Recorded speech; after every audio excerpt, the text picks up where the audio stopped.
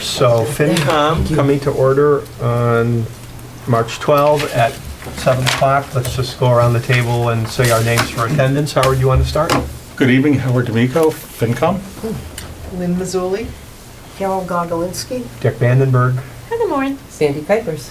And I've heard from both Ryan and Mike that they're not able to make it tonight, so they have excused absence. So, Okay. all right, police, you guys approach the table, please. Pull up a chair. So everybody's had a chance, I hope, to look at the police submission. Does anybody need a copy of what, I think Jean had it, and I believe she probably sent it. So you guys would identify yourselves for the You have an record. extra. My name is Nick Miglianico, and I am the police chief. Travis Gould, I'm the police lieutenant. Okay, welcome, gentlemen. I'm good. So before we get into the numbers a little bit, so Nick, I'm seeing a total of $2,128,311. That's for salaries, I believe. Oh, is it? Yeah, $2,128,311 is salaries. Okay, what's the overall total then? Overall total with cruisers is $2,469,506. Yeah, if you go to page 5, it has all three categories. As you know, our budget is basically 3 categories: salaries, which everything falls under, Yeah. our expenses, and then the cruiser line item. And you've gone over this with the town administrator? Yes. And you're in agreement? Well, I think On this his number or not? number that he had in his, he made some adjustments to his salary side from the last numbers he gave you, I believe, because we had some changes in personnel, and I get some things coming up in next fiscal year where I'm gonna have 2 spots to fill. So it changed his original numbers, and I believe he has that now from me, and I think on his number, we're about 5,000 off maybe on expenses. And I who's- was 5,000, I'm 5,000 higher than he is right now. Is this a And the big, cruise, is this a big issue, the $5,000? no, it's really not, and I don't mean that like it's gonna hurt us, but if you look on page 4, all of these individual line item accounts and what I do every year is I go back and I take the first 6 months of the year when I do this budget for you guys, and I try and figure out, okay, what have I spent in these categories up until now? And then I go back to the previous year and I take the whole 12 months and I try and average it out. So these numbers can be kind of fluid depending on what happens every year, so but what's important here is the bottom line number, is what I have is 201.95. Regardless of what happens in one of these accounts, say, we need additional repairs, we have more repairs this year than we thought we did, but fuel didn't cost us as much as we thought it was going to because the price went down to $2.95 a gallon as opposed to $3.95 a gallon. Right. So there would be some play in each one of those accounts. So my expense budget historically is I don't really worry about it until the time comes, because what we spend in July is going to determine the decisions we make in August. Same thing in August. What comes up in August is going to determine what we're able to do in September. So throughout the year, depending on what happens in either one of these categories, I usually have some leeway towards the end. So if there's things that we actually have to cut, it's mostly done at the end of the fiscal year, and it may be, okay, every year we get the cruisers detailed because we want to take good care of them, right? So if the money's not there to do that at the end of the fiscal year, then that's one of the things we would cut. If you told me all we got to give you is 195, what would you, opposed to your 201, what are you gonna cut? I couldn't give you an answer because I don't know. I'm gonna play it by ear and worry about it when the time comes. We'll make it, but the number that I gave you, 201.95, is basically like a 1 to 2% on each one of these accounts and their estimates. So to answer your question, Dick, I mean, it's not gonna kill us if it's 195 opposed to 200. So if the budget that was presented at the town meeting for the police department was the 246-9506. Yep, You guys could live with that? 246-506. 246-9506, yes, that's what I'm asking for, that's what we could live with. Okay. And then before we get questions from the committee, Nick, can you kind of go over, as you were working on the budget, what your biggest concerns were, or what was on your mind as you were working out the budget? So, in this budget, you'll see on page 1, I usually give you the rundown of what we have for personnel. The budget for next year includes one additional person, so it's one additional new hire. So right now, we have 19 full-time employees. We have 15 full-time officers, 4 full-time dispatchers. So that puts us at 19.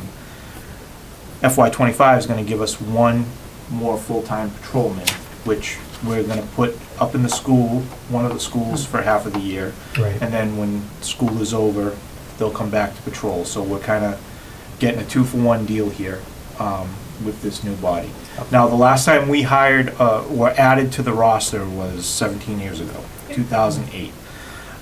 In 2007, we had 13 full-time officers, and back then Chief Foley came up with a strategic plan, and he wanted to increase it by 6. So what we were doing, we were cutting our part-time officer use. We were going to use some of that money to increase it to hire 6 full-time officers over, 6 full-time officers over a 5-year period. It's going to be like every other year and then that last year. So as many of you know, and some of you were here back then, we got the 2 officers in 2008, and then we had, town started having a hard time with the budget. So those were our last 2 hires. We got to 15, and we've been at 15 for 17 years.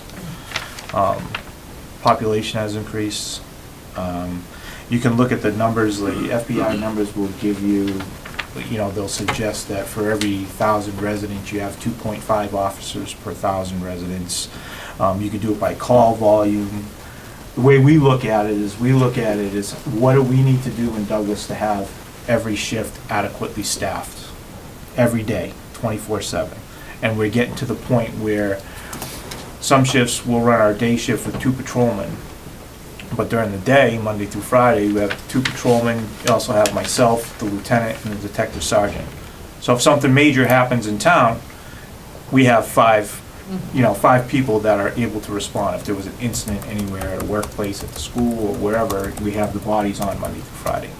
3 to 11, we want to run that shift with at a minimum, we always run every shift with 2, but the 3 to 11 shift is where we've been struggling lately, is because they're the busiest shift, there's the most traffic, most call volume, and sometimes we're running that shift with 2 officers. In an ideal world, we would be running a 3 to 11 shift with a sergeant and 3 officers every time, and they'd be busy enough to handle that. You just can't do it with 15 full-time personnel. When I say 15, that's 13 patrolmen and myself and the lieutenant, so. So when you say the Go ahead, Sandy. okay, when you say second shift is the most busy, but you're hiring for a school officer. Well, 3 to 11, because when he's at the school during the school year, Yeah. and then when school is out, he's gonna come back and he's gonna work a 4 and 2 shift, and that body is gonna be on the 3 to 11 shift. So, but during the school year, We're still, you're gonna have it daytime, right, but not cover the second shift where there's the most. right, we're still gonna go with what we have. And it's not that way all the time. It's not that way where we run a 2 minimum. So we schedule 3, sometimes 4, but with time off, vacations, or what have you, sometimes you end up with a minimum of 2. Say that again? We schedule 3, Yeah, and sometimes 4, depending on how the rotation goes. yeah. But you may have 3 people on a shift. Oh, I see, One person yeah. might have to go to training that day, or one person might be on a vacation day. Yeah. So it doesn't, just because you have the 4 scheduled, doesn't mean you're always at the 4. And the days off rotate, so there's shifts. Some days you'll have 4 scheduled, some days you'll have 3, depending on when the days off fall. And then, Nick, the other thing is, when you were working on the budget for fiscal '25, were you already thinking a little bit about '26 and '27 and what might be coming down the road that we should Yeah, so Have a I, seed planted or not? I have it in here. I want to take this 25, this fiscal year with this new position and see where that puts us. And then make a decision on that, whether we need to move forward to try and get another position the following year, or if we do it every other year. I'd like to get us up to 18 full-time personnel officers. Similar towns, Sutton, similar size, I believe they're at full, 18. Blackstone, similar size town, they're at 18. Just to have the adequate coverage, but, you know, to add, if we can get this one and then look at it, see how we make out this year with the, having them up to school half the year and then having the officer back with us for the other half of the year and see how that helps us out and whether we need to look at adding another one the following year or if we can do it the fiscal year after that. The cruisers, looking forward, we're in the second year of replacing the, what we call the 6th line cruisers. So we'll replace 2 this year, and then we'll replace 2 in FY '26, and then we won't have to replace any cruisers again till FY '29. When we buy the cruisers, we get the 5-year warranty, 100,000-mile warranty. So all the major repairs are taken care of if there's an issue. I did give you the prices, the prices of the cars you'll see there, the gas model and the hybrid model, and I did that just to show you.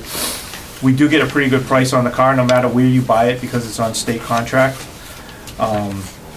You know, if you were gonna go buy a brand-new Ford Explorer at a dealership, personally, it would probably cost you between $55,000 and $60,000 just for the car.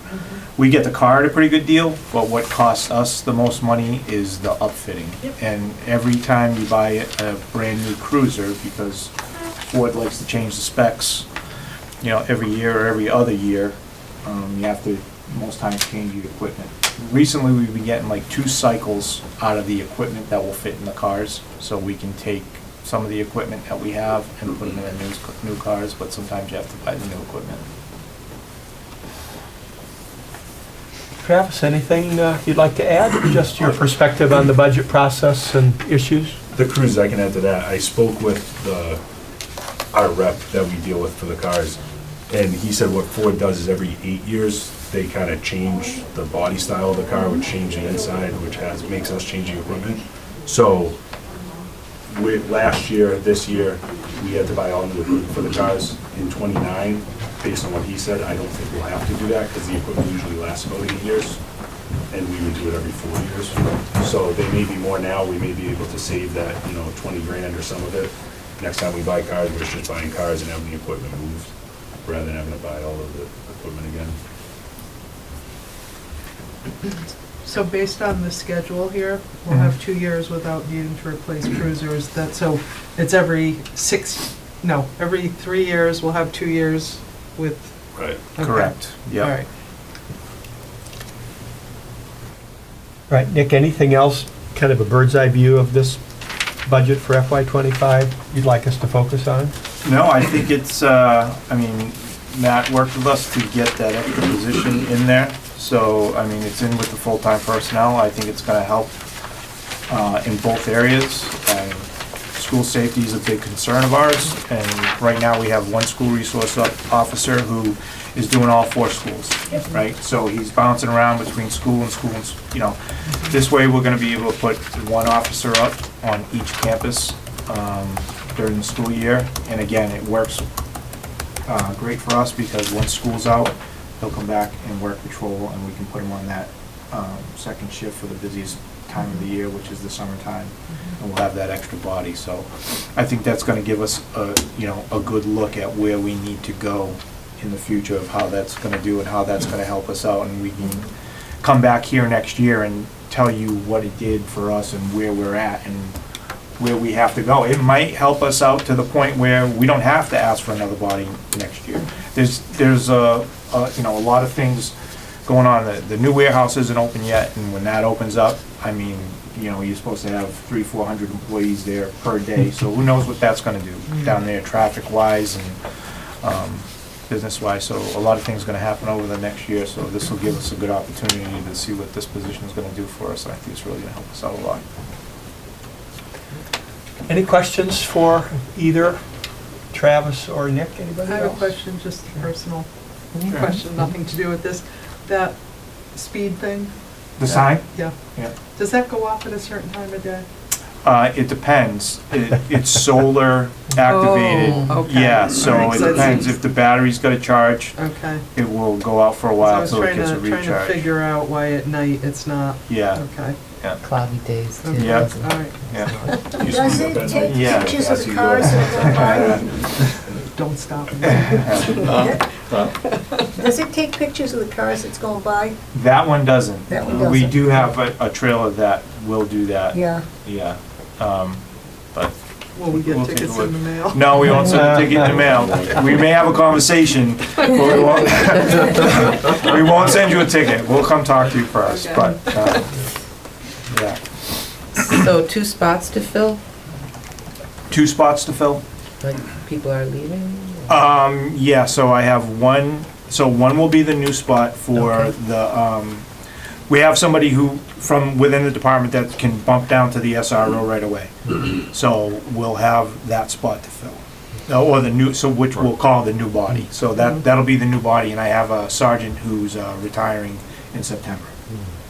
So, and that's why, in my expense budget, went up a little bit, because I'm anticipating sending someone to the academy, which, you know, that's an extra $3,000 for the training, and then the equipment that goes along with it. So those are the, But There'll will be- longevity go down? longevity did go down from last year, yeah. Okay. Matt factors all that in when he does Right, that. yeah. Trust me. It's all in there, all those categories. Okay, thank you. You're welcome. Anybody else? Questions for the police? Okay. Thank you very Nick, much. Travis, thank you. If something comes up, Appreciate it. shoot me an email. Okay, right back, Frank. Okay, Thank you. Guys, Thanks, thanks, guys. Phil. Thank you. John Furno, Me? Highway Superintendent. Highway, that's me now.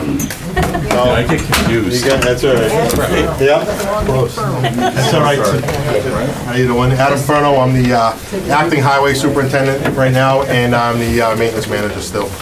I said that because the directory still has John. Yeah, I'm sure. It happens. I still correct. Master of all trades, That's master of none, But right? now, Here we go, highway. So Adam, do we have a number from you? so I just met with Matt Monday. So I'm still I was one of the late people to finally sit with Matt and go over everything.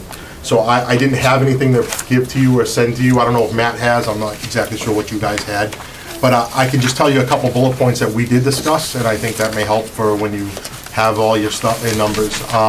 Well, Adam, so before we get into that, did you and Matt talk about kind of a general percentage increase over last year? Like you No. have 3%, No, we 2%? didn't. No, he discussed replacing a couple people. One transferred, John transferred to the fire station that we haven't replaced yet. One of our gentlemen retired. And then also, we're gonna add a new one so we have 2 that we're gonna add, well, not add, 2 we're gonna replace right now that have left already that we got through the winter without, that we're gonna put back in place in April. And then we're gonna hire a new person that's gonna be a new position in July, July for the new budget. And that will also, he's discussed taking the maintenance manager's position and putting it back full-time and taking it off the highway department. Which, if that's the case and those positions go through, that'll put us back to where we were in 2010. That'll finally get us to that point. So Adam, let's, just for sake of discussion, say that your budget for FY '25 is a little bit of an increase over your current budget. Okay. Would you guys be able to operate okay? or- So the only thing that's gonna be added, well, there's 2 things that are gonna be added that I've requested. The vehicle maintenance is gonna go up 15,000. I've requested that from him. We've had a lot of breakdowns. Our vehicles are getting old. 2001s are still running. We're still trying to keep them going. Unfortunately, right now, we have one that's been approved on capital from last year. We placed an order, and they're like, it's a year and a half away. So you have to still keep what you have, and that's the soonest you can get it. So, and that's not anything special. I reached out to International, Freightliner, every Mack, and Western Star, all different companies, and they said the same thing, we're a year and a half, 2 years away. So if you want it, you order it now and you wait 2 years, so that's what you do. Wow. So that's unfortunate for us. But the other thing I added was 16,500 for CDL training. So our new hires now have to go to CDL school. There's no more of us just taking them. What's CDL? So CDL is to drive a Class B Commercial truck, a driver. commercial driver's license. Commercial drivers. So we used to do it in-house. We would take them, we'd train them right in-house, and then we drive one of the highway trucks up to the place that they had an appointment, and it would be a state trooper, and they'd go through their exam. You're not allowed to do that anymore. The state changed the regulations last year. You have to send them to a certified school. So now we have, so I have new hires which we're gonna come up with. Unfortunately, the market's very tough, and I'm sure you're gonna hear this through a lot of departments. The market's very tough for drivers for CDL. So now we have been hiring young kids to come in, and then we will train them, and then they'll stay, hopefully stay with us for a long time, and we put an investment in them, and we're hoping they'll invest back in us. And so that way, we can have them, instead of trying to hire someone who, most people when they come here, yeah, we pay a fair amount, but they're looking for something more, or they're gonna stay 3 or 4 months and they're gonna move on. We've had a couple applicants that are just employees from other departments that are looking to, one lives in West Boylston and wants to come here. Like, it's hard. I have people that all these guys are on call at certain times, so it's hard for someone to come from West Boylston to drive here every day. So, I mean, we're taking younger kids, it's a different generation, it's a different whole younger mentality. Unfortunately, our older group is pretty much gone. It's myself, it's 17 years, and we lost 120 years of experience in the last 2 years with our department. So we're really like, the next guy below me is 8 years, and then it's like 3, 2, and 1. That's where we're at right now, and we're gonna have 2 new ones on top of that. So it's very difficult in this market to get someone who's, already has their licenses and just wants to come in the door, especially, like I said, we're very grateful for what we pay, but a lot of people don't, look at it that way. So other than the increase for the vehicle maintenance Yep. and the training, if you think of the categories in your budget, Correct. salaries and equipment and all that stuff, are there any that kind of leap out as really big as you look ahead to FY '25? Those are the only 2. Okay. Everything else is pretty much the same. Those 2 were the biggest ones of my concern, the adding the CDL training, because that wasn't even it's in under training, but it was 2,000. Do all our vehicles need a CDL license to drive them? There's 2 small ones do not, the 2 small, one little, I call them a 1-ton, they're a 550. They're like a pickup truck with a little dump body. And then how But many vehicles do we have right now? We have 2 small ones, and we have 6 large ones. 6. Thank you. So to drive the 6 large ones, you Yeah, need your you have a CDL correct. license. CDL, air brakes endorsement, and then in order to operate the backhoe or loader, you need a hoisting license. So the hoisting license right now is a written test right now still, but that we can send them for, and that's just the $75, and they have to pass the test. But And so how long would you have them employed before you sent them for their CDL? so that's right now what we're gonna do. It's usually like 6 months. I try to keep them here 6 months, make sure they're gonna Right. work. I don't want, if I don't wanna spend the money right away, there's no reason to. Right. If they're not gonna fit, or they're not a good, not gonna work out, then we Great. don't do that. I like Yeah. that answer. Where's the school located? West Boylston, Okay. yeah. So Adam, in the document you shared with us, the Correct. update, Yeah. you have some categories. I do. Highway building, roadway maintenance. Correct. Personnel, tree removal. Yep. Any of those stand out as absolutely worthy of our attention tonight? So I mean, they're all worthy of our yeah, attention, no, I but... agree. Well, like I said, I just wanted to give you some updates on where we're at. I didn't know how, I didn't have numbers at the time when I put this together, so I didn't even have my meeting with Matt yet. We were still running behind. So, of course, the paving, I mean, you see our roads. That's not a secret. We'd love more money and as much as we could get, anytime we can get it. Everything costs more. Everything costs a lot, and, we're trying to finish up South Street this year, and then we're gonna start on Northwest Main. We have a drainage issue that's going on there, plus some really bad pavement. And so we're gonna address both at the same time so we can fix, both issues. It's gonna be Northwest Main from Church Street to Wallace Street. And we got some drainage issues that are happening there, that it's flowing off into someone's yard. That's basically how it ends up off the road. So we want to address this with some drainage and get an easement and do it properly. That's basically the project for this year that I'm going to present to the selectmen. Again, they're the road commissioners, so they have to approve it or not, but that's what I'm going to present to them. We'd like to, the year after, I'd like to work on Southwest Main. Southwest Main from Wallen Lake down to where we started paving the before is horrible. But again, it needs drainage and paving, and so we have that being discussed right now also. Just give me a proposal for that, so we have an idea. I only have so much money, so I can't do more than that.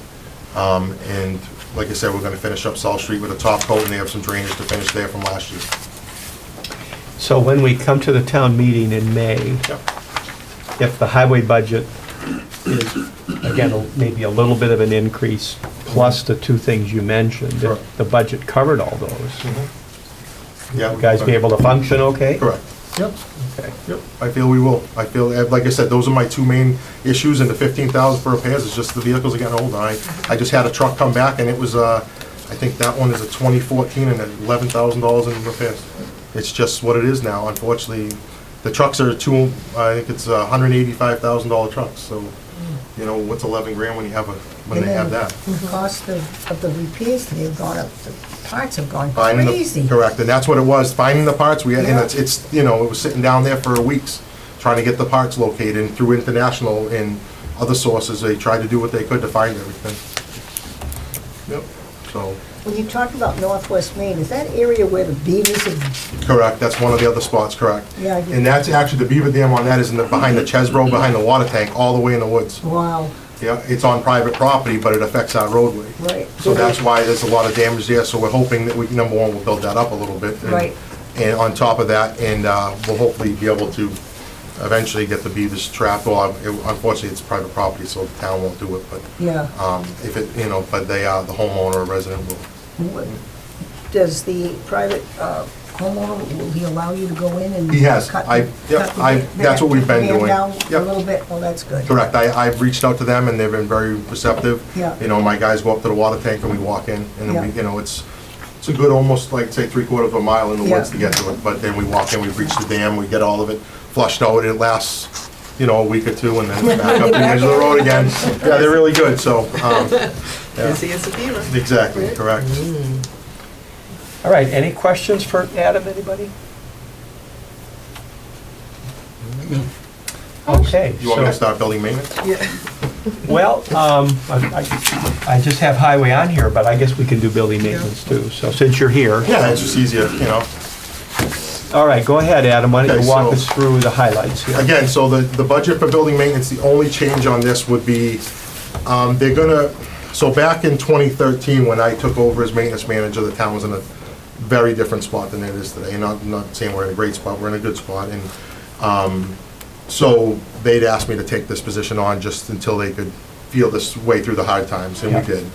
And, there's a lot more going into it now, and I approached Matt about, now that I'm acting highway superintendent, I'm hoping to keep the position, that we hire a maintenance manager. We have the funds under highway, because that's where half the funds were shifted. At the time when the funds were shifted, it was only a 20-hour position a week. But right now, my replacement, I was the foreman, is not gonna get replaced at the moment. It's gonna be probably a couple of years before that's discussed again. The funds are under highway, they can be shifted back to building maintenance.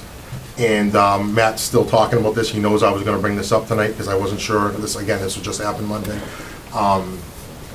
And eventually is gonna shift them funds back to building maintenance from the highway salaries, and put it back in and hire a full-time maintenance manager.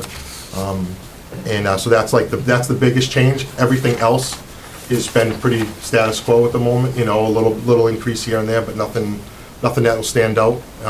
And the budget, like I said, everything that we have going on is just projects that we're trying to deal with right now for capital. So of the two, the highway and building maintenance, Yeah. the highway has the two big things that Yes. you're correct. looking for. Correct. Building maintenance does. building maintenance looks pretty steady then? Correct.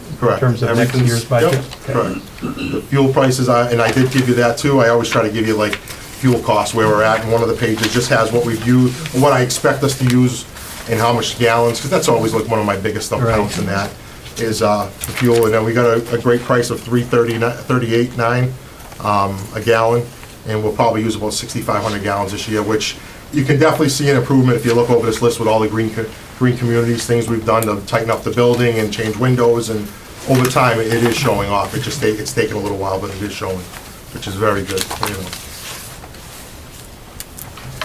All right, any questions for Adam on building maintenance, anybody? Okay. All right, thank you. Thank you so much, Adam. Thank you, Appreciate Adam. it. Thank you, Adam. And you gotta update your name on the town website. All right, I'll try. Okay. Matt, are you going back and forth, or No, I'm here until I have to go back. which will be how long, you think? Quite a while. Okay, so we can get to the other ones and then get to the Valley Tech thing, will that work? Yeah, Adam said it correctly, I'm just gonna say it differently so that it's clear for the record that his position will not be backfilled right away. It is going to be, we're looking at that position and the salary that is already in the budget for that position, not as a new head, but as a new job description. Because the economics that I'm starting to face in terms of the amount that we're spending on our building maintenance, both the schools and the town, is a very large number. And it justifies having someone who has expertise delving into the procurements, the operation and maintenance plans, and recovery plans when something breaks down. Because frankly, if we hired that person and they only had an ROI, they only saved 20% of their salary every year, it wouldn't take long. Or 20% of the cost every year, it would take a couple of years to pay the salary, so it wouldn't really be a big deal. I have this crazy, idiotic fantasy that I want to live out before I make any changes to the positioning of this person in the budget, which is that maybe, just maybe, someone who wants to do this job might have a CDL or a hoisting license and can be part of the team at Highway when we have big things come up, like snow. And not sit at a desk all day thumbing through invoices, but would actually get their hands dirty and help out. That's what I'm hoping that type of person responds to this if it's ever posted. I do know more realistically that might be hard to get all those skills in one person. So if I just get what I need, we'll just simply do a budget amendment. We'll move it over at special town meeting over to permanent building and have it be a building maintenance position. This budget also includes a new hire, a brand new FTE in the highway department to bring them back. It's actually not new. It's so old, It's from it 2010. feels It's new. It's been 14 years for the highway department to get this person back. So they had 6 on the crew, not 5. So that's what we're trying to get to. is that extra So person. Matt, when do you think you'll have a hard number, more or less, for highway and? I think it's hard now. I mean, we spoke, I didn't object to anything you brought up. So far, this is the only department where I said, can you give me a little back so I can make your, so instead of having 20,000 in the tree warden's budget, we pared it back to 10, which is where it usually is. I was hoping to get a head start, but there were so many changes in this at the last minute that I just wanted to claw back to 10 to make us get So a you little guys closer. are in agreement on the Correct. numbers Yep, then? Yep, most of our work for tree warden goes through the winter. So, you know, that's when it is, you know, we try to get through the winter most of the time, like, it's actually still going right now, so from the winter on. So, yeah, and with the fall town meeting, we ask for 50,000 every year to keep going. So 10 gives us a week, you know, of tree cutting, and then also any emergencies that come up. And then once we hit the fall town meeting, that's when we get them through the winter, so, yeah. And we have a highway number too, Matt? Okay, and you're in agreement with that? Yes, correct. Yep, Okay. everything we talked about, I didn't have the exact number, so I don't want to throw out, Gene's told me I'm not allowed to throw numbers out anymore. Good man, And good I don't man. have a number either, so. But as long as you've talked and We are in have, correct. agreement, Yep, yep, I think we are. that's the key. Absolutely. Okay. Yeah, and I know that, Mr. Chairman, that one of your members is often very interested in if we're making any progress with snow and ice. And I do increase it a little bit. I bring it up another $11,000, so we may slowly make progress towards getting to a more realistic number. This year, knock on something. Saying anything right now. Not over yet. I'll only March is when we state the get full fact, I won't snow. make any forecast. At this point, Yeah. the extra money that was put into snow and ice has only minimally been Yep. used. Not even, yeah. So, You just jinxed it, Matt. I know. I didn't forecast that we wouldn't use it. I said, at this point, on March 12th, the snow gods are listening, Yeah. stay home. Okay, any questions on highway or building maintenance for either Matt or Adam? Anybody? Was there anything about police before you move on? No, we're good. So you understood there's an SRO in there, and that's a new head. Fire ambulance. Who wants to come to the table? Both? So John, if I go to the directory on the town website, will you be listed in the fire department? Because you're still listed in the highway. I think I am, actually. All right, so everybody had a chance to look at the fire stuff. I passed that on to you this afternoon, so that was sort of a late share, but Mr. Chairman, if I may. you may. With me is Lieutenant Dahlplace, one of the union members, Lieutenant Worcester. Gentlemen, welcome. Matt Keith is not in. Okay. All right. So, Assistant Chief. So before we get into some of the details, did you guys finalize your numbers with Matt pretty much? We did. Are you in agreement? We are. So Kelly, what you emailed us, is that the final sticker price, so to speak? Yeah, there should have been 3 attachments, and if you have like a long spreadsheet like this, these are the numbers, and they're in the constraints pretty much that he initially provided us, and then we had a conversation on Monday as well about some other needs that had popped up, so we made a couple of quick adjustments, and I think we're in good shape. All right, so either of you want to give us kind of a bird's eye view of how you worked on this budget, what your concerns were? Yeah, so we had a few concerns. On the fire side, we'll start there, if that's all right. Sure, go ahead. All right, on repairs and maintenance, we raised that up because of some work recently we've had on our engine 3 and ladder 1. And, you know, we feel that some of the stuff on the ladder is reoccurring every year for some work on the aerial itself. The truck is a 2005, so we wanted to make sure we captured that and try not to have to go back in next fall for more money. Our physicals, it's a contractual for the physicals. They come to us with a tractor trailer, and our people get physicals every year, screening for cancer and what have you. It's a worthwhile investment for their long-term health with the job that we do. So that went up. Our phone, with the new phone, that phone bill went up some money. And then you'll see on licenses, subscriptions, that's our, a new software that we're trying to go to. Yeah, some of those have a pretty big percent increase, don't they? Yes, yeah. Wow, 174% on license and subscriptions. What you'll see with that on the ambulance side, because that bill is split with ambulance, it actually goes down on the ambulance side Oh, I and goes see, up okay. slightly on the fire. So we will actually see an overall decrease of 1% on the ambulance budget because we're decreasing actually the cost just on that side. But overall, the cost of the product is pretty much exactly the same as what we're using now. The EMS side of it is just a little bit cheaper.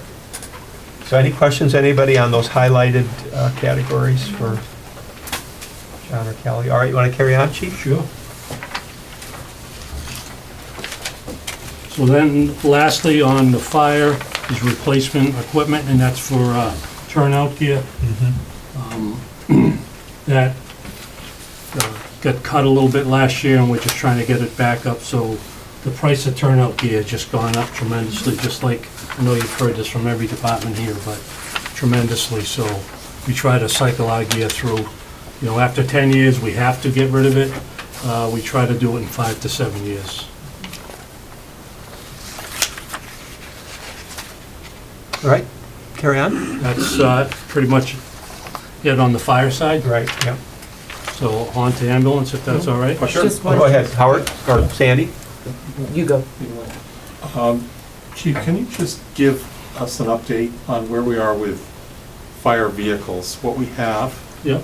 years, and, 5-year projection of what might need to Sure. be replaced? Yep, so our new engine one is a 2022. Yep, Our engine three is a 2017. okay, Our ladder truck is a 2005, which that's going to be coming up in the next 3 to 4. It's in very good shape.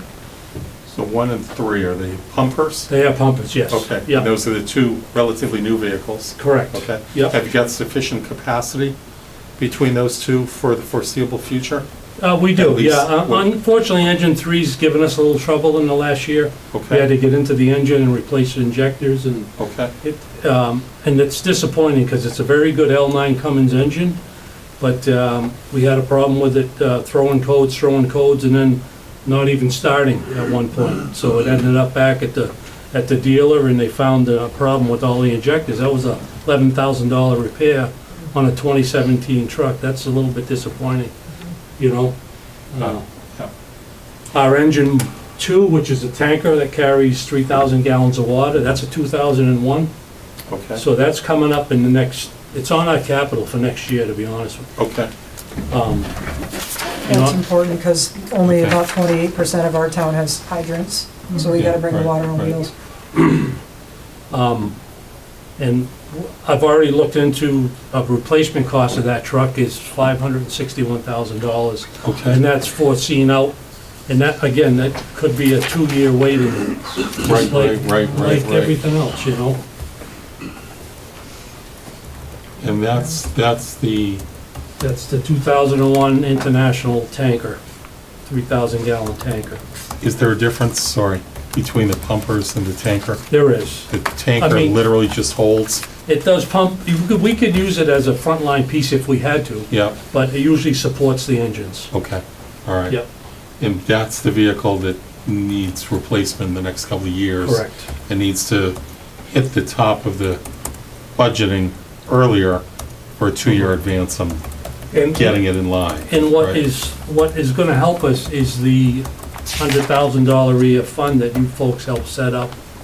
That goes into that, I think, I don't know if we have 200,000 or 300,000 in that, right? So that'll, 2 or 3? I don't remember. That's okay. It's not, Okay. I think it's, this is the second year, so I think okay, it's 2. so, but I'm, But that's the manner to start to help Yes. fund it, That we- to strike Yeah. on it directly? Yes. Okay, okay. so that will lessen the burden by Okay. doing what you guys had done, Okay. you know, to replace that. Is there money in FY '25 on that line item? The capital hasn't approved their budget yet, but it is slated to be included in that. In capital's It's in budget? capital. Okay, okay. It's a special purpose stabilization. Okay, okay, all right, sorry. That's okay. And then we have the new brush truck that has 1,000 miles on it. We're in great shape with that truck, Okay, you know, that's, and then would you say the ladder? the ladder's a 2005, Okay, so I'm, you know, again, it's in very good shape. You know, okay, it does not get abused, it's well maintained. But in the next 5 years, you're gonna have to look at replacing that, and I haven't even reached out for that price. I don't know if you wanna give a guess, or, It'd probably be $1 million, $1.1 million by that point. you know. okay, okay, The price of the new pumper was about $711,000 in aerial, Okay. or significantly more expensive. okay. Does the ladder truck get a lot of use? It gets a fair amount of use, Okay. you know. It But does. you want it when you need to use it. Oh, exactly, right. Sure, yes. Yeah. Yeah, I It's would got a not longer wanna be, lifespan, right? Well, I'm just kind of Theoretically. wondering, like, is there a way to, like, maybe share that with another town? Is that possible? That's possible until you really need it. When Right, you want you to have 2 pull competing. someone out of a building and we not want to wait for someone to come. You know, we've got to go to Hayward Landing or somewhere, Yeah. and God forbid something happens Or there. the big box building, right? Correct. But our portable That's a- ladders wouldn't reach it. No, no, they wouldn't. And I understand what you're saying, because it's a lot of money Right. to sit there, but I would feel terrible not having it. And Right. If we get an emergency and, you know, any resident in Douglas, we want to get to them as quick as we Oh, can. absolutely. And not wait for Sutton or Northbridge or Webster to come in. But maintained, it can have a 25-year lifespan, Yes. the new one, okay. Yeah. Have we got budgeting anywhere? What's the long view on how that one comes in the fold? Not yet. No, but I thought we just discussed that, that's why I'm making a face at you. So the stabilization fund is designed to offset large piece expenses. So as that piece comes, the next piece comes due, we hope to have sufficient balance built up in the stabilization fund to offset the punch of getting that whole bill all at once. But we're talking about two pieces. We're gonna have to do one at a time. Yeah. Or do two and get Okay. more from Okay. a different Okay. source. That's my question. Okay, thank you. Yeah, okay, And then we have the two ambulances, okay. 2018 and Right, right, right. 2019. Okay, thank you. You're welcome. Okay, any other questions on the fire part? How about grants? How have you done with grants this year? I'll let the assistant chief answer that. So we've done very well with grants. We were just awarded a grant for $15,500 to purchase some firefighter protective clothing for wildland fire incidents. We also received a grant for ballistic gear, $20,000.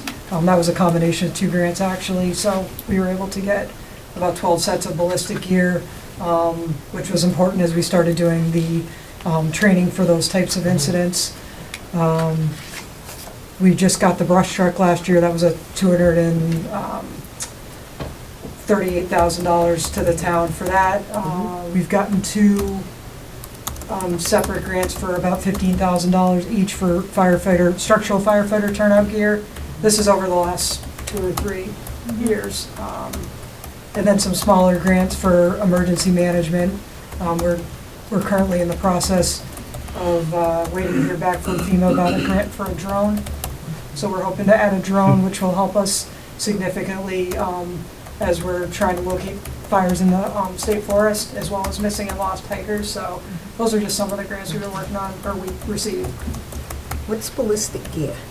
Bulletproof vests Oh, okay. and helmets. It's not fun stuff, so stuff we never thought we'd have to like have or train on. And I'm sorry. No, go ahead. And our whole group has gone through the active school shooter training. Unfortunately, that's where we are. You know, we spent, each one of us spent 2 days in a class in Uxbridge at one of their schools. Thank you. Thank you very much. Okay, anybody else on fire? Okay, you want to go through ambulance then, Sure. John or Kelly? So like Kelly said, the only two things is repair maintenance. We brought that up, 4,500. I mean, we had a big hit of almost 9,000 on the ambulance, on one ambulance on the newer or older? What was the older one, the diesel? For a diesel particulate filter and some sensors and what have you. This is like right around $9,000. And unfortunately, that's, you know, I anticipate other things happening, unfortunately. And then again, you'll see the other thing highlighted is that's the software that actually goes down. Yeah. So Kel, where's the item in ambulance that counteracts that big increase in fire? Is that, what line item would that be? It would be licenses and subscriptions, Oh, 53406. I see, yep, yep. It's the same, but just Yeah. flipped, okay. All right, any questions on ambulance for the group? Those are the ambulances on this side. And then the highlighted things were the ones they just talked about, so how about going forward, other than the capital things like big trucks and so on? Any things you guys are thinking about in the next, like for the next year's budget that we should start reflecting on? I don't think anything big Okay, at this point. We are just finished negotiating a contract, and I'll let, Matt, do you want to talk about that, or? One at a time, I guess. Yeah. Okay, the building we're working on with the engineers, our HVAC, our electrical, the generator, and the new roof. That's at the hands of Weston and Sampson and McRitchie right now. okay, so we can get rid of, get everyone back in the building sleeping and get rid of the pods that we have there. So working on the air quality.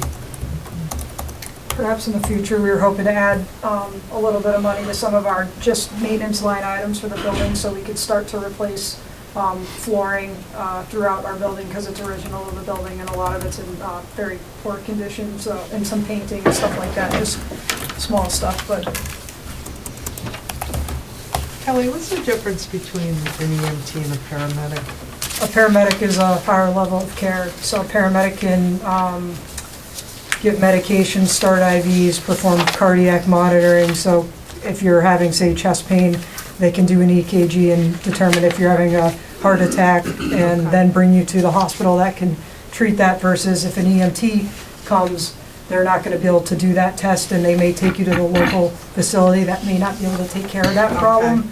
And that's one of the really important differences between EMTs and paramedics. You can basically bring most of the emergency care that they would throw at you if you're really sick or really hurt in the ER, bring that right to your side wherever you're at. Advanced airway management as well. Yeah, I want to go back to the ambulance budget. So Okay. we got, it's 752,000 is the total ambulance budget. Yes. That's correct. Right. Then I noticed, and I asked for like what we're getting in, and so, I mean, we're offsetting that quite a bit with, you know, what we charge for the ambulance. And I know there's some that we're not gonna collect, Correct. and you still We gotta work on take that them. every day, And Carol. that's just how it is. Mhm. But I think, you know, the ambulance budget's not as bad as it looks when you realize that we're getting money back in. There's no Yes. other department really that we get money back in. That's a good point. And the service that we're getting now is unbelievable. I mean, it's just, I had a friend who had a stroke, and he has nothing, he's doing fantastic. That's But great. if you people hadn't showed up, he would not be doing fantastic. So, you know, the ambulance is a pretty good deal. Okay, anybody else for fire/ambulance? Matt, you have any comment on that part of the budget? And I'm gonna say the same thing for police as well as fire and ambulance. We had very professional and productive negotiations with the union. I know the union leadership is here. I'll thank them publicly for being reasonable and working with us and laying out their needs in a way that we could try to address as an employer. And, you know, a critical objective this year was to keep salaries in public safety competitive with our neighboring communities. It is virtually impossible to have your cake and eat it too. So if you want top-notch paramedic service and top-notch police department that's accredited and follows all the rules, and those employees become highly desirable and become targets to be poached by other aggressive chiefs who shall remain nameless. But the answer isn't to complain about neighboring community chiefs. The answer is to work with the union to find a way, how much can we afford to put this into salaries? Are there other conditions in the workplace that we can improve or address that make this a great place to work so people don't want to leave? So this year, when you look at your budget, you'll see substantial increases for both public safety departments, uniformed public safety departments, and that is a reflection of the contracts that will be in the warrant for ratification by town meeting. And we're hoping to have the consensus of the select board and FinCom in supporting those contracts. Any questions for Matt? Anybody on fire or ambulance? All right, thank you, guys. Thank you very much. Appreciate it. Thank you. Have a great night. Thank you for putting this together for us. And gentlemen, thank you for coming. You're welcome to stay if you want. Hear about our library. Tony doesn't have time to go. He'd love to read a book, but Well, everybody, right? Justin, how you feel? Somebody specific, but still. Good. I don't. It doesn't matter. all right, you have a thing from Justin, everybody? Justin. Hello. Hey, Justin. On the top, it says Thanks for having me. FY 25 budget request amended with a fun asterisk. Amended, yes. How And different exciting color on page ink. one. Page one is very exciting. The whole thing is exciting, if you Well, ask there you me. go. I'm Of just course. Naturally. I meant that. Yeah. So Justin, have you talked with Matt about a number, and are you guys in agreement? That is why you have an amended. I'm still version trying to in front of you. untwist my arm. Okay. The guy's brutal, don't let Right, him fool you, he's right, a librarian, but he can, he Right? can wrestle. So that's the asterisk, You huh? seize the Yes. day, you seize the day. So why don't you walk us through why we have an asterisk, Justin? Okay, well, this budget request started a while back, and I'm asking for an extra $100,000. We'll just, get that out on the table right now, and I reckon that deserves some explaining. It started with the outreach we were doing back in the summer with our building program. Let me stop you just there a minute. So the extra 100,000 is above and beyond what kind of a normal budget request would be, is that? It's 100,000 over our current year's request. Okay, gotcha, okay. Normal would probably be closer to, 2.5–3% They have increase. gotten nothing all of the years, so. But, we thought we've been doing a really good job. And you have. We have have been, been. focused on our own little furrow that we're plowing with our mule. Looking back on past progress and thinking, oh, we're doing great. And then, we took the blinders off and did a study of towns that serve populations that are similar to Douglas's demographic, between 8,000 and 9,000, between 8,000 and 10,000 people. Can I ask a question right there? Mm-hmm. When you study that, did you take into account 4% industry? Is that our current number? What's our number for industry? About that?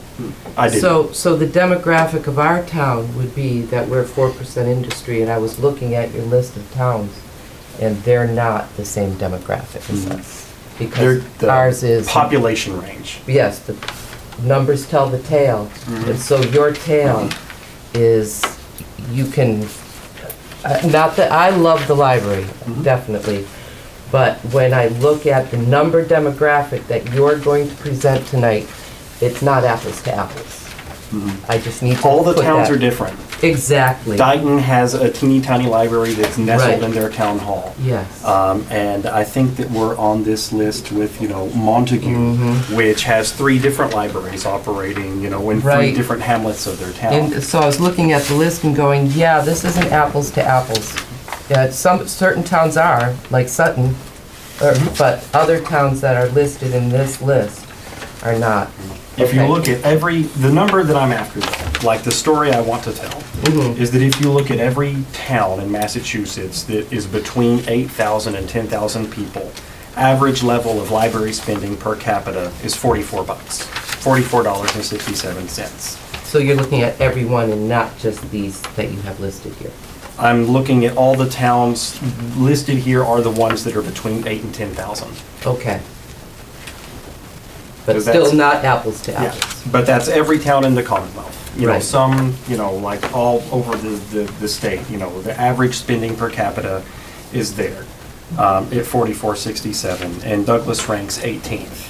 And the overall town spending per capita, Douglas ranks 9th. So we can afford to fund the library at spending per capita if you look at where the town's spending per capita is overall. That's the story. So that's why we were coming into this asking for a $100,000 budget increase, because all of a sudden, we're looking at other communities. If we were funded at a commensurate level, what could we do? And so that is summarized in the rest of the packet, where, we just broke down, what are the wants and the needs of the community based on the information we happen to have in front of us due to the building program survey we put out. Because we did like 6 focus groups during the summer, we got over 200 survey results. And, what were the things that annoyed people that we could fix if we had, a tractor on our farm all of a sudden? And the first thing we wanted to do is hire 2 more library assistants at 14 hours each and upgrade our archivist to full-time. So that's where the majority of it would go, so that we could normalize our hours. Right now, we're open on Mondays and Wednesdays from 10 to 5. On Tuesdays and Thursdays, 11 to 8, and Saturdays, 9 to 1. Patrons hate this schedule because they feel like they never know when we're open, because it's hard to keep track of what day of the week it is, I reckon. So this just makes it 9 to 8, Monday through Thursday. We would be opening an hour earlier than we're opening at our current level, maintaining that throughout the week, and then having late evenings every day. It would give us adequate, coverage. If you look at the schedule on page 4, you might raise your eyebrows and ask, why do we need 4 deep coverage at the library between 12 and 7? But if your circulation librarian is busy helping someone at the desk, the children's librarian is leading a program, the archivist is helping a patron on your phone, then you only have one person running the circ desk, and it's the director. So it's still not a packed schedule, if you know what I mean.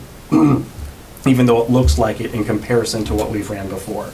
And it also builds in the ability to potentially renovate the basement, have a children's services desk down there, and already have the staff on hand to man it, because we would have the staff here to cover 2 desks, have a floater, and have projects between 12 and 7 every day. Any questions about that before I move on into the operational parts? What does an archivist do? Our archivist? Yeah.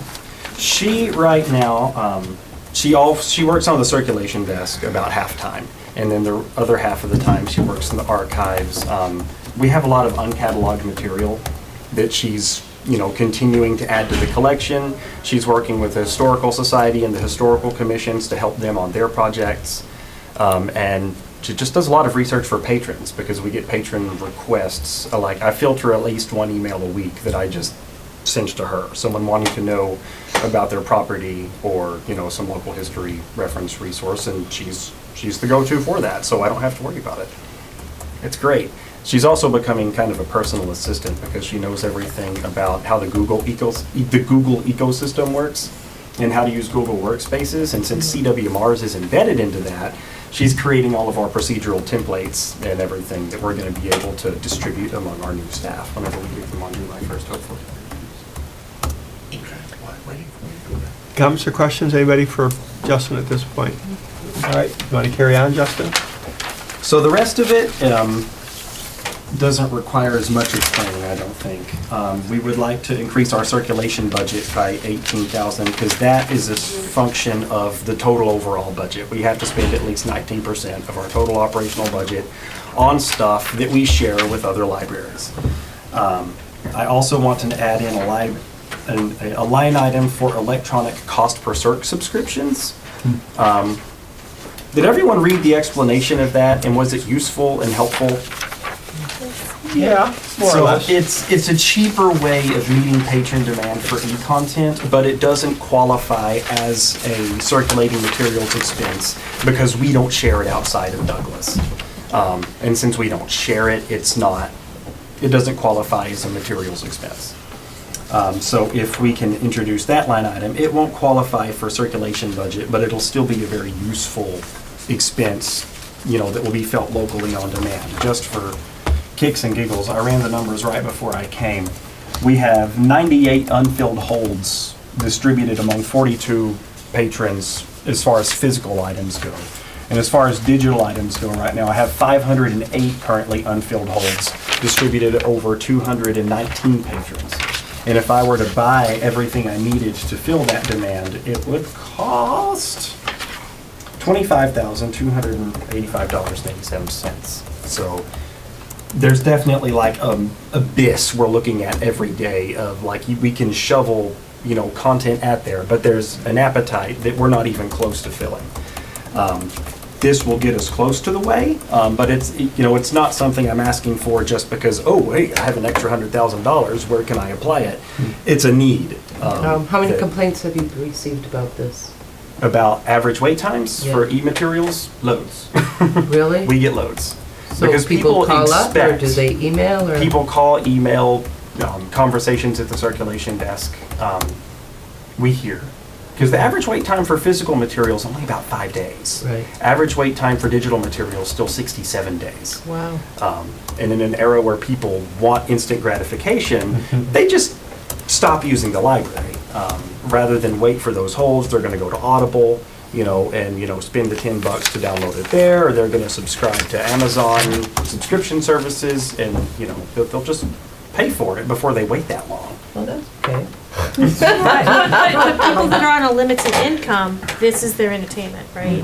And so I think that you gotta be mindful too as well. Right, but I have to say, sometimes I place holds not really anticipating it's really gonna come anyway, and I don't really need it right away. It's easy to place a hold. So, right. And if it's Easy something thing that to you do. need, email us, because, Exactly, we're super so- responsive to Right. patron demand. And I try to, wear that on our sleeve. Like, Right. if there's something They you are need, wonderful, you're waiting yes. for, and, you can justify it, we'll buy it. At the same time, though, we've got, every week I have a cart automatically generated from what patrons click on that there's no access to in any of our networks that they want us to buy. And for the last 4 weeks, the average was $859 a cart, 24 items per week that people are just asking us to buy that I have no hope of ever buying, because I have about $1,000 to spend a week, and I have to allocate that between the physical materials budget. I have to allocate that between the different tiers of the electronic budgets going on, the CPCs versus the one copy one uses, and like where can I fill the most gaps, most cost effectively with the resources that we have. And I'm anxious to see if this budget goes through, how much this $14,400 line item for cost per search will help mitigate that and just bring that down. It's like two parallel economies running. Because, with the physical holds, 42 patrons waiting on 98 holds, they cost about $200 or $20 a piece. So I could fill all that demand for about $2,800. We've got 1,500 items checked out right now, roughly. And those items will be out on an average for about 20 to 25 days. Whereas with digital content, 508 unfilled holds, which cost closer to $75 to $100 to fill. 219 discrete patrons waiting for them, so it's not like 10 people who are placing lots of holds. What is this digital stuff that they're getting? What is it? E-books and e-audiobooks.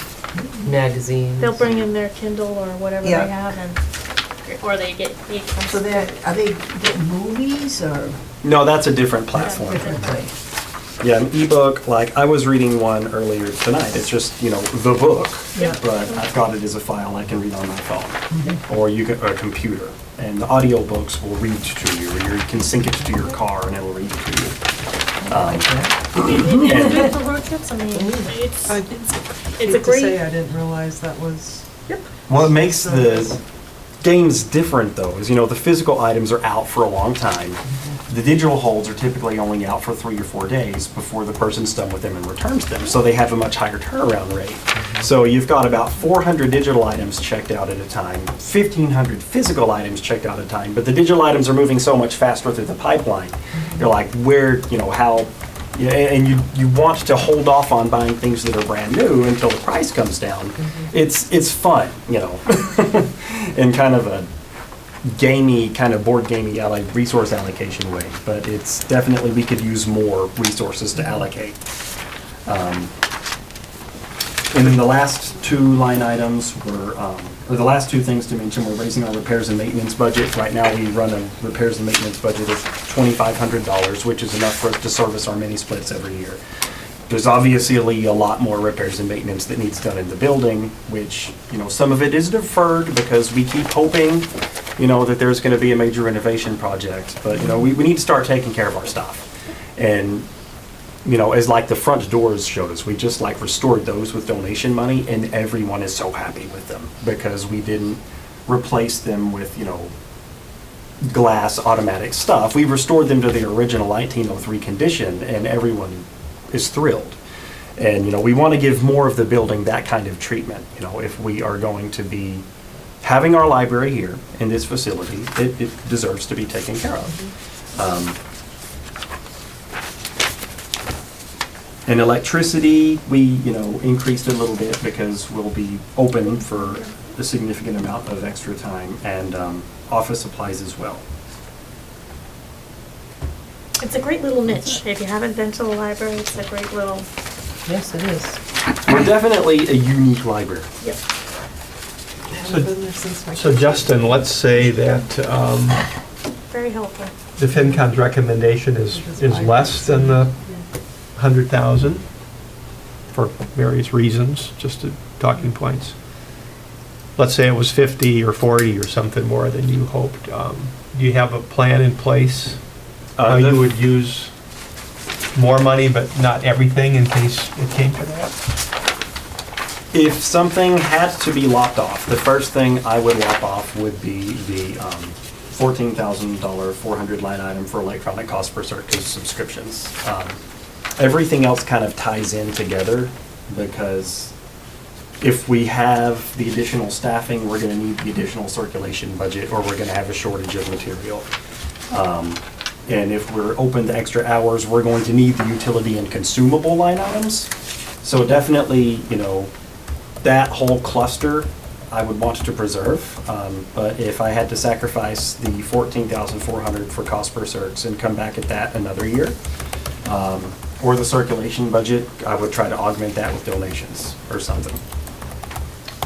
Matt, comment?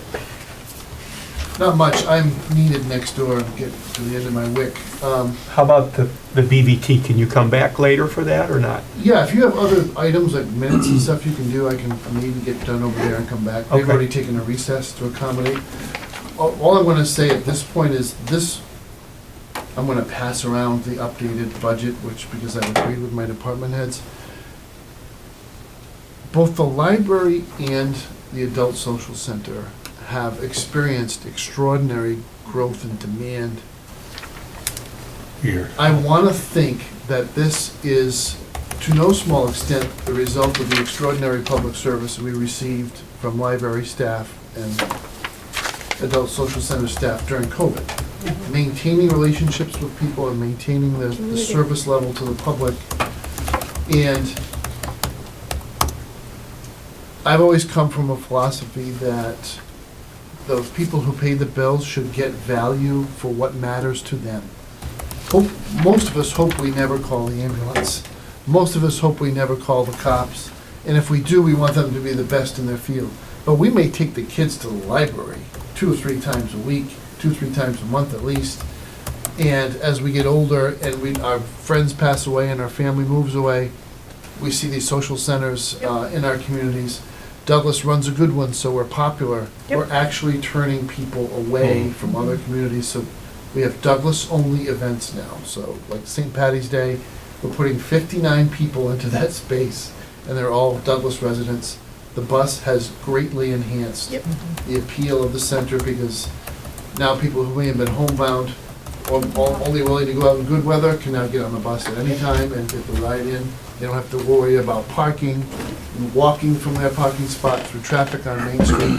So it's really having this effect that those customer-facing functions of town, where we're actually providing people with something that they're looking for, by way of recreation or socialization or education and exposure to the world, are really become very, very popular. So if anything, we are outgrowing the buildings we're in, and we have to have a serious conversation in our comprehensive community plan about what's next for both of those institutions. And how do we afford it? There's the other thing. So money-wise, Matt, in terms of a working budget, if the library got a big boost, could we still? Well, I'm Be in the comfortable black with the at the end numbers of that the are day? in the budget now. I mean, if you wanted to go above and beyond those, you'd have to persuade me a little bit. Okay. Because there are things I'm leaving on the table. So there'd have to be a little bit of a conversation. But this number, the 399 isn't. Yeah, exactly. Yeah. What I'm looking at when I see the CERC numbers and all the rest of it is an explosion of growth in the use of the service. And I don't want to cut that off or limit it. Yep, so it's already in your budget. It's in, Okay. So why don't you try to come back in 10 or 15 minutes? Would that work or not? I'll set my timer. If it turns into a hard-boiled egg, Right. but I sent Jean over there. I could always send her back. Okay. All right, any questions for Justin, anybody? Yeah, entertain you for 10 or 15 Yes. I have questions. Okay, Howard, carry on. Sure, so Matt raised the specter of either a new building, an expanded building. Do you have enough space currently? No, we do not have enough space in our current location. We did a survey, we just had a building program done by an MBLC building consultant. And the number that came back, if we were to try to go for an MBLC grant, the type which they fund 45% of the construction, we would have to build a facility that's at least 13,605 square feet. How many are you currently using? 4,200. So you'd have to build a 13,000 square foot building. We would have to triple the size of our building, and it would still be 2.8 of our current facilities smaller than the average size library serving populations between 8,000 and 10,000. Say that again? The math you just did, it would still be what? Smaller? If we made our library 3.2 times bigger, Yeah, it we would would still be 2.8 of our current facilities smaller than average. Do we have that? That's 2.8 of our current facilities. I'm not sure what that number means. 8,400 square feet. If we Oh, triple the you'd size of our still be- library, we would be the- 8,000 The square average of foot. these 23 communities is a 23,000 square foot library? It is indeed. Have you been to It's- Grafton? Grafton is huge, like a shopping mall. The one in Webster. Is Grafton in that group? Grafton's not in the group, Okay. Not but my it's group, a but similar size library to what the MPLC would want us to build here. Next time I'm in my hometown of Adams. Oh, yes. I'll I stop don't by think the library. anyone really has an appetite for Okay. that. The trustees of the library Well, certainly not for don't. And if the trustees of 23,000. the library don't have an appetite for that, then the town as a whole certainly doesn't have an For the appetite 23 or for the 11? Do the trustees have an appetite for the In order to 11? get the match, though, it's the Uh, 13,000, right? The 11, Yeah. 11,783. Yeah. So do the trustees have a appetite for that in the next 10 years, 15 years? Not particularly. Okay. They want Okay. to invest in making our facility ADA compliant and Okay. accessible first. That's the mood of the board, I believe, before we try to tackle any other great things, because we've gone for bigger and better renovations in the past, and we haven't been able to, see it through. Sure. And we've lost the opportunity Sure. before to, make our current facilities Fair enough. compliant and upgraded. The 4,000 square feet you're in, is that the first and second floor calculation? Yes. And you said the basement. Is the basement usable currently or being used currently in any I'm manner referring to whatsoever? the basement as the first floor. It includes the basement Oh. and the main floor. It doesn't include the mezzanine or the attics that come off of the mezzanine. Oh, are those ever usable? Well, Matt is supposed to ask the architectural firm that the town's working with right now, Mhm. what it would cost to estimate out. What the trustees directed him to ask was what it Mhm. would cost to estimate out making the current facility handicap accessible, by Mhm. adding an elevator to the back and Mhm. preserving the patron flows that were kind of created by the Van Voorhis designs in 2015. Because a lot of thought went into those, and there's no need to reinvent the wheel. Mm. There's a cheaper way to do it, where you tack an elevator onto the side, but Mm. then we lose our play space, we lose our programming room, because those are now entryways, and Mm. you can't have a story time in an entryway. Yeah. So they want to know what it would cost to do that, with the option of, also kind of squaring off the sides and making use of the extra square footage that could be made that way, and a study of whether it would be cost effective to do anything with the third floor, Third floor, the mezzanine. Is the there, mezzanine and the attics. What Like, would that you- could be what would you- engineered. What would you pick up? Would you pick up about 2,000 square feet? Yeah, we would, pick up, Give or whatever take. 4,200 is, By half? yeah. Okay, okay. What do you store though in the attic now? Right now, on one side of the attic, I have, it's just called the attic books, the books that haven't circulated in Douglas in more than 2 years, but I don't want to get rid of yet, or they're circulating in throughout CWMARS, which gives us, kind of a kickback in our CWMARS assessment. Or, like there are things that I know, like if we buy 3 copies of a really popular book, it goes out of fashion, but a Netflix movie's in the pipeline. You take those extra 2 copies and you put them in the attic instead of getting rid of them and then trying to rebuy for demand later. We don't have room for them downstairs, but we keep them as, a resource that we can kind of pull from. Closed stacks. Is there room to go out in the back at all? There And then is, go it's up? just costly. Yeah, okay. All right, anybody else for Justin? Yes. So the repair and maintenance budget increase, right? Your current number, projected number in Matt's budget is 18,764. That's a kind of specific number. Who put together the estimate of what that would get you?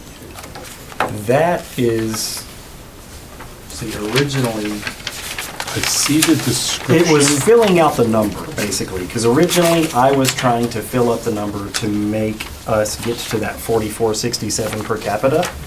Got it. And it's a so repairs and backfill. maintenance is the backfill at the end to get up there. Okay, so let me ask it then a different way. And I assume that from 220788 to 2518,764 would be lovely. Would it start to dress up our library?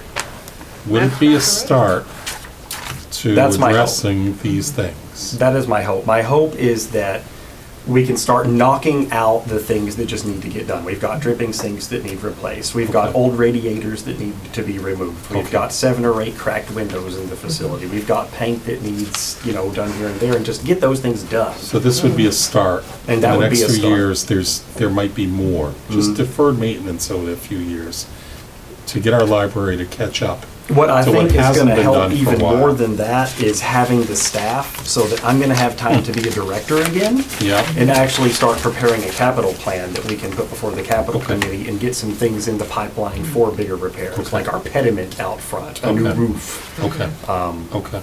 things that aren't, renovation Fair enough, that's well upgrades. put. Okay, I appreciate that, thank you. All right. Anything else for Justin? Thank you. Thank you, Justin. It's a great Thank little you. gem. That's Appreciate it. Like, keep saying, people should just go. So, go and everybody use it. use this. If you pay for books in Douglas, you're a sucker. That should be our mission statement. Yeah. But it's not really. It's we A banner aspire out to front. I'm just inspire, saying. inform, enrich, and entertain the How's community. that bookstore across the street feel about that There isn't slogan? one. There I isn't. love the bookstore. All right, Justin, thanks so much. Thank you. Y'all take care. Thank you, Justin. Mr. Wojcik, you want to come to the table? Do you have a few minutes, Matt? Well, I sent Jean over there, and true to form, she's going on and on.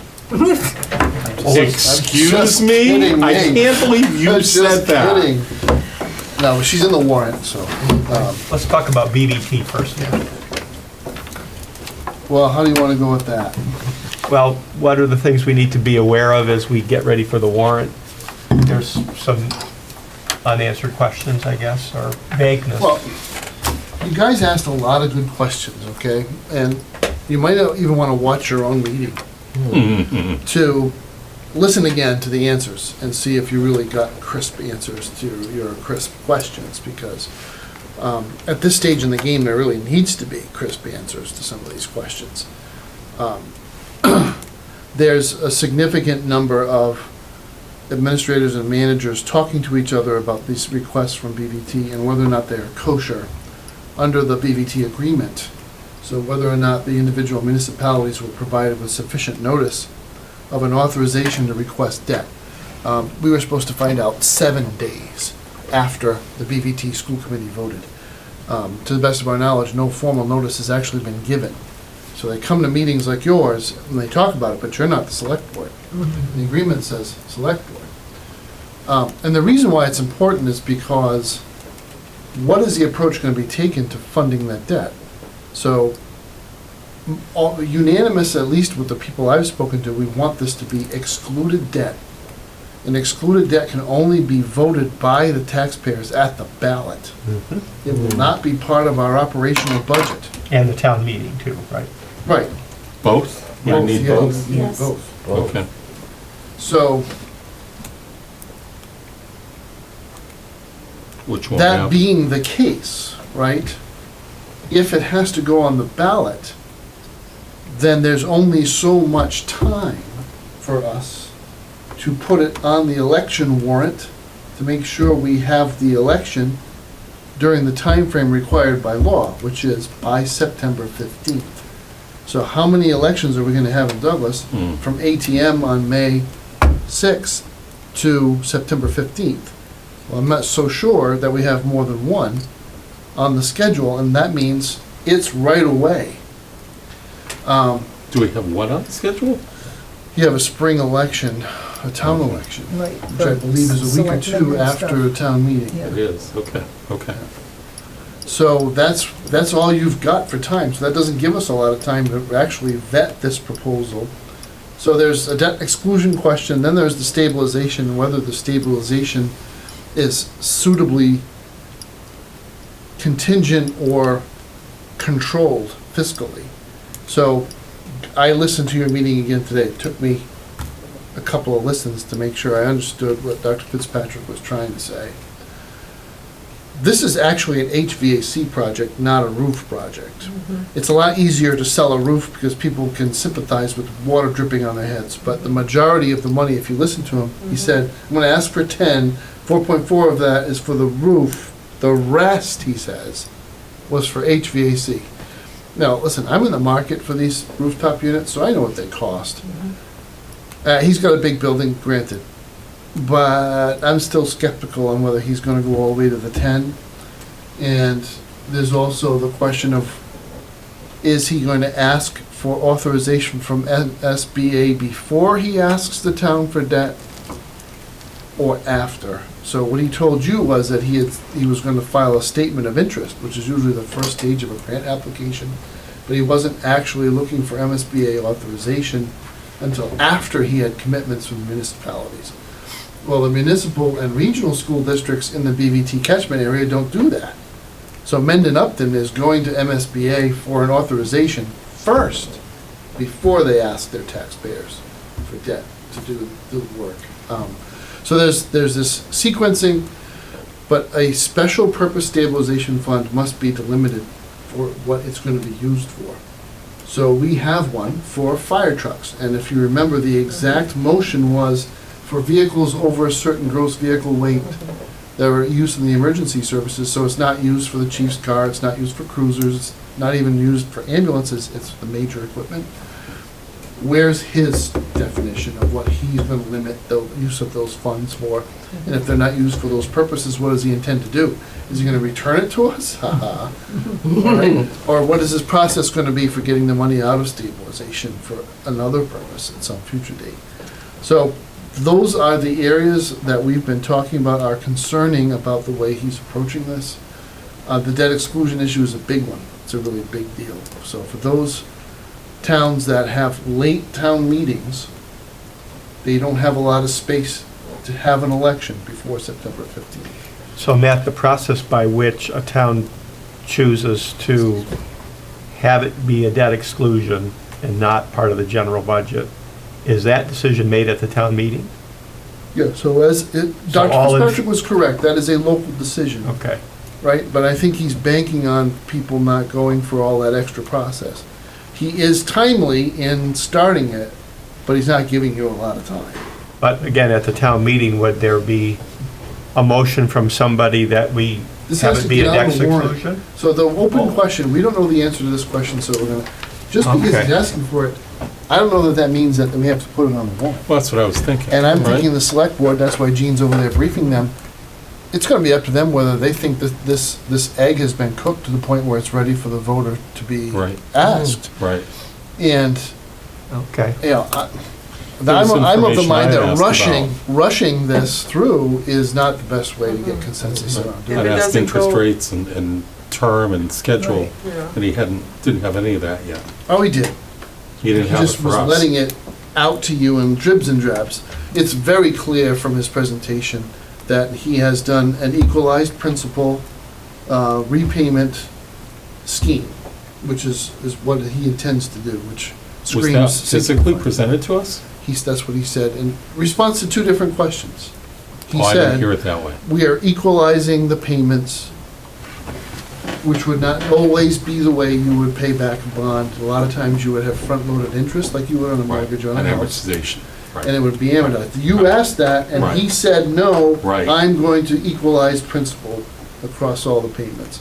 On the hope, I think, that he gets a reimbursement from MSBA. It drastically lowers the cost of his borrowing. But he didn't have a rate yet, did he, the other day? I don't He think said it was had a low, rate. wasn't it lower than the normal? Because I know we talked about that too as well. I don't understand how he gets rated, right? I don't really, he does have a sort of traditional municipal financial mechanism in that he comes to us, gives us a bill, and we have to pay it. Right. So he has that ability to raise and appropriate, that Right. which gets municipalities Right, lower rates. Right, But I'm not sure exactly how the bond market looks at him. So Dick's question is that going to be decided at town meeting? But you've got the pre-event, is it going to be something that's going to be asked to be decided at the town meeting? Yeah. So And that's still an open question. Yeah, if that's why I gotta run if it. it doesn't go on this town meeting, is it something that could be on the special? It could, but I think, I don't know, I don't think he's parsed this out yet. Yeah, If you're asking my perspective, if we simply don't vote in time, then we're a no. yeah, He doesn't have yeah. the 2/3 he needs under the agreement. Yes. Is that what it is? Issue Is it 9? It's the 9 again? Okay. Yeah. Right. Did you get a sense from the other communities what they think about the whole thing? Like, do they have? There are 6 of us that want to recommend an excluded debt approach to our communities. And that's enough. And that's only the 6 we've talked to. We're not trying to go out and Yeah. proselytize. Right. Okay. It's just that we were meeting on something else and this Yeah. came up and now it's Okay. become the major topic of discussion. I mean, now that we've got some information on it, why couldn't it wait another year? It's not like the roof is Well, he leaking. only wants to borrow it in '26 anyway, so he says. Yeah, Right. He could have been floating But this spring. I think you should To give get us the more concept time. going. yeah, I think so. You think he'll I shove think it through it's- if he I don't know what he's up to, look, It's a big number. I'll make this less personal by saying, Yeah, yeah. if and I were him, this is what I would do. Yeah. I would try to get this through now. Yeah, I would sell my bond, I would take the proceeds, put it in my stabilization fund, invest my stabilization fund under the prudent man rules, so I'm gonna get treasuries, 1-year treasuries, at whatever is being offered, right. other people's money, right?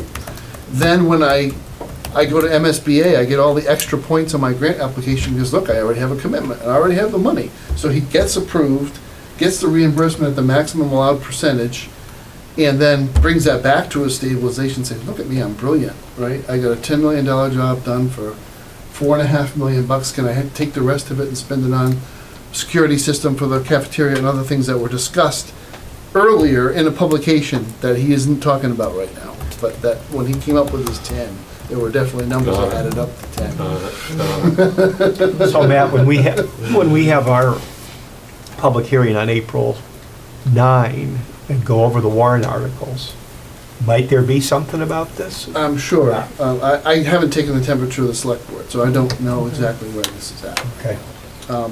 I'm in a hurry, so Yeah. I don't like to rush through important information, but I've updated this FinCom flyer format of the budget so that you can see there's been substantial change in This hot off the press? Sort of. In so many words, folks, I have not said no to a department head that has come in with what I think you've all heard are reasonable operational requests. And the world is different, and I can't emphasize this enough. I spent 5-6 years here grinding away every single dollar to stretch it out and try to stay within the boundaries of what we were able to raise and appropriate from a limited tax base based on residential homes. Hmm. The occurrence of economic development and new growth in the budget changes the dynamic. And you are in this boat with me. If you have $1.8 million in new growth, and department heads aren't asking for a shiny new bugle, they're asking for, can I fix this thing that's Right. broken? Can I get some extra equipment for my peeps who are doing their job? I have 3 times more people asking me for things, for services, than I ever had before. Can I get the supplies and staff necessary to serve the public's needs? So I have not found it to be unreasonable to meet the requests and put them into this budget. That includes in the school system. I'm seeing, the necessity to give the school committee and the administration there the room they need to negotiate several contracts, and address the significant impact of social change that all of our public schools are dealing with, and the need to have specialized staff to deal with those things. So I heard that and wanted this budget to accommodate that. I'm not thrilled about having to throw another $188,000 at BPT. It's just not Right. cool, right? But it's beyond my control. Can't say no. There's still we did a once bottom and it didn't line. matter. Right. Yeah. There is still a bottom line on this budget, which doesn't show up on this sheet. It shows up on and I can circulate it, but if you look at it, it's major assumptions. There's that page that has been posted. I'm going to update that. I started off about 300 grand in the black. I'm going to be a little bit under 2, right? So there's still 100 grand in the black. I think we've done a lot of things this year to continue to save money, and this will be sort of my last thing. Our health insurance costs this year coming in at 0. The select board just requested that we take a 0 instead of a negative, because we don't like negatives. It makes the employees go all over the map.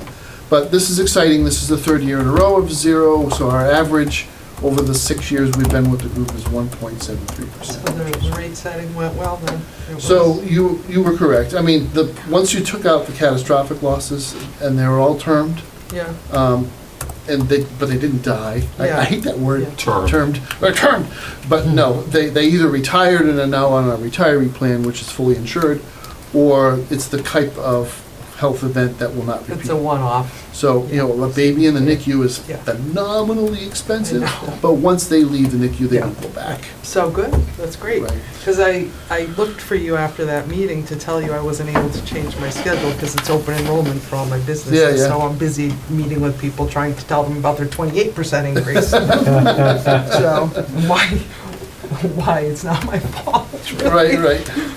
So we're doing well. We are, I'm not that optimistic for a 0 next year. We're out to contract this year for stop loss. I'm hoping the pharmacy benefit management contract will generate enough savings to offset the increase from stop loss. They're about the same size, about the right proportions.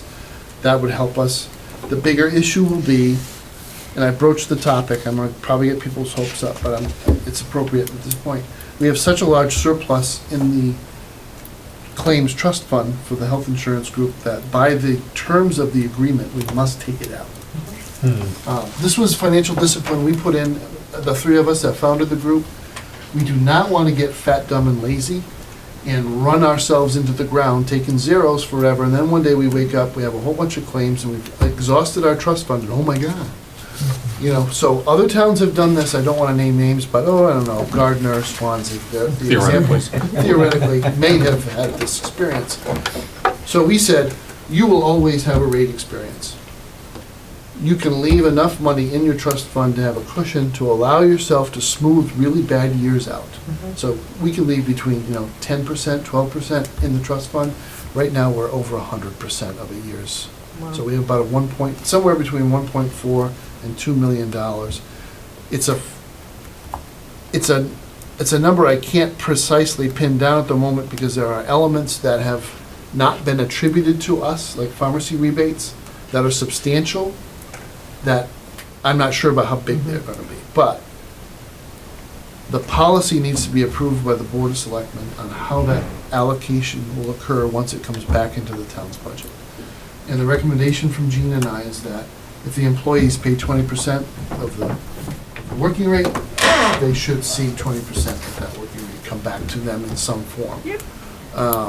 It's only fair. It's philosophical, not actual. Right? So this year's savings maybe were generated by this year's employees, and some of them may have left, and they may not get anything out of this. But as a group, we want to treat our employees extra special for their loyalty. We're the only community in the Blackstone Valley, or really anywhere in central Massachusetts, that's still at 80-20.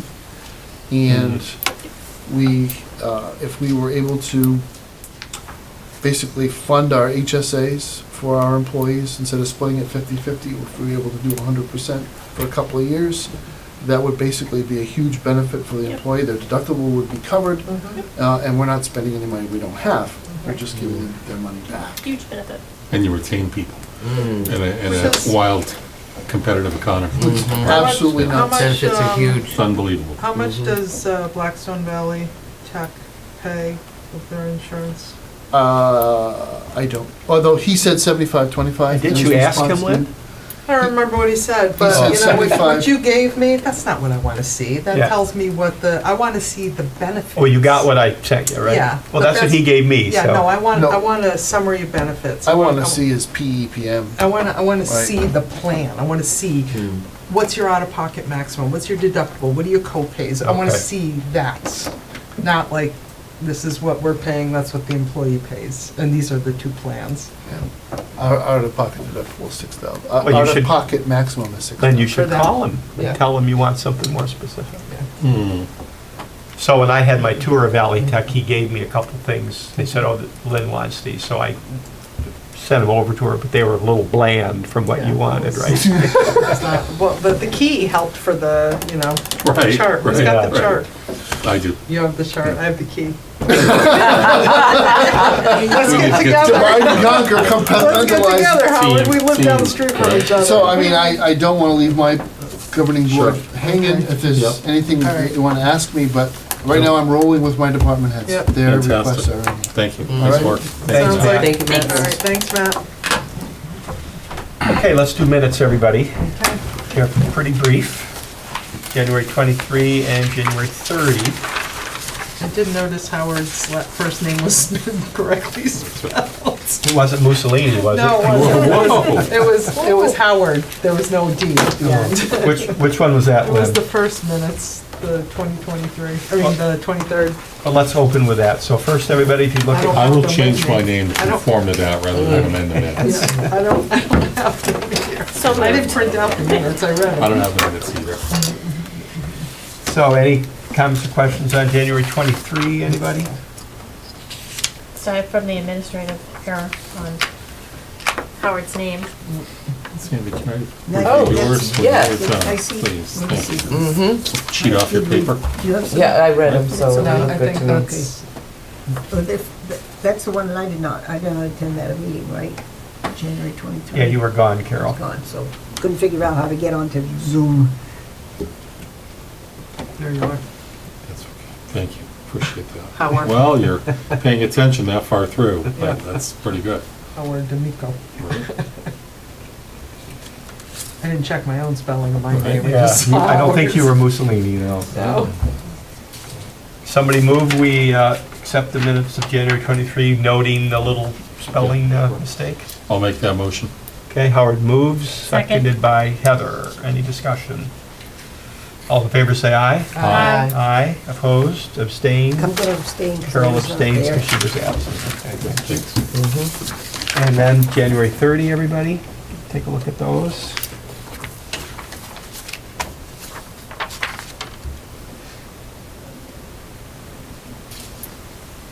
Oh, I wasn't here, so Sandy, you, Yes. Yeah, that's right.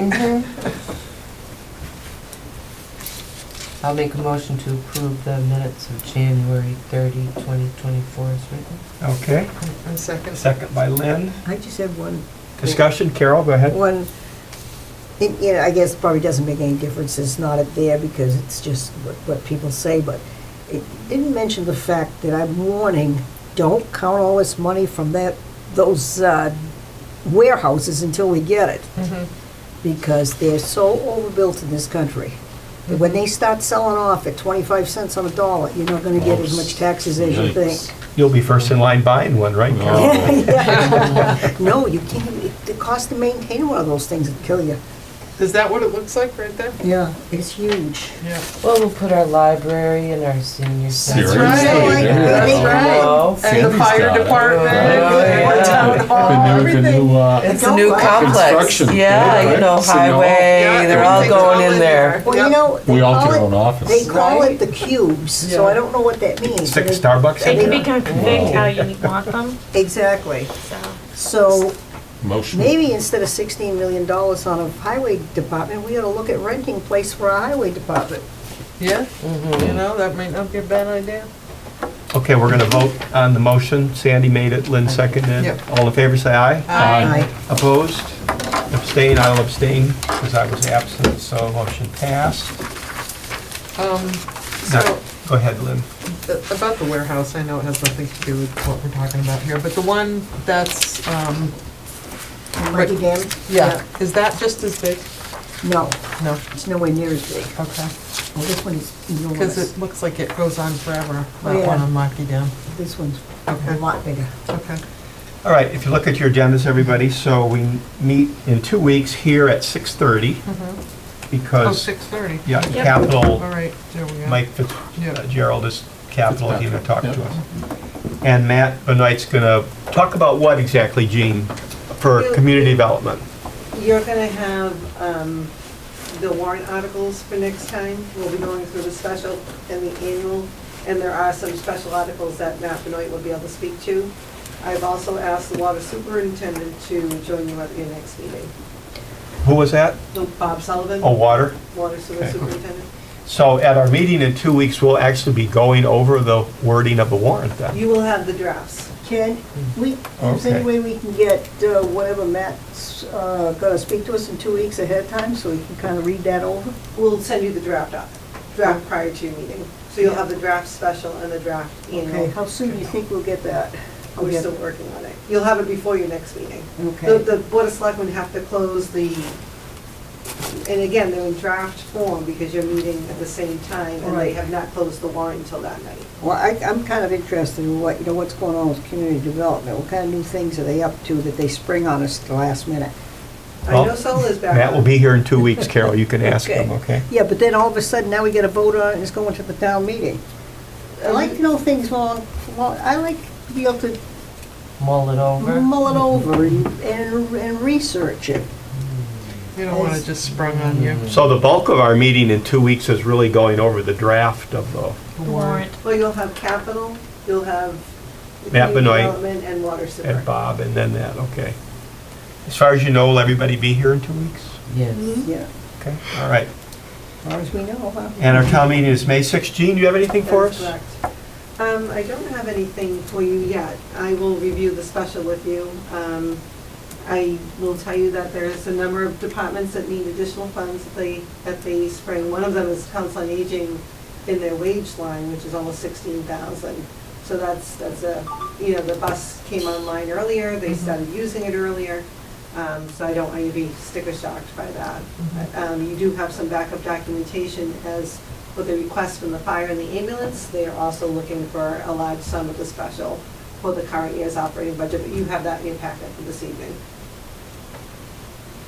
Okay. Okay, any questions for Jean while she's here, everybody? Anybody have anything else for us tonight? All right, motion to adjourn, anyone? I'll make a motion. to Sandy adjourn. moves, Lynn seconds. Discussion, all in favor say aye. Hi. Aye, opposed, abstain, motion carries. We adjourn at 8:49. Good night.